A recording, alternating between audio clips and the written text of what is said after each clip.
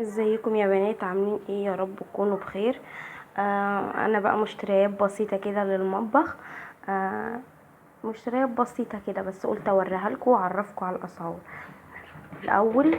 الكوبايات ديت مجات شاي، جايباهم 6 دول ب15 جنيه، ودول ب12 ونص الاتنين مع بعض. انا فتحتهم، وديت ب20 كوباية عصير ب20، وديت ب10.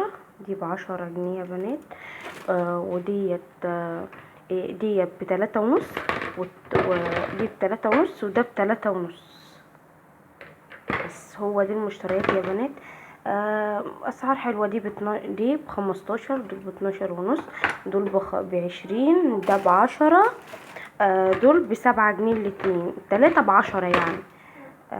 يا رب يكون الفيديو عجبكم. مشتريات بسيطه. ادعموني واشتركوا معايا في القناه عشان يوصل لكم كل جديد. السلام عليكم.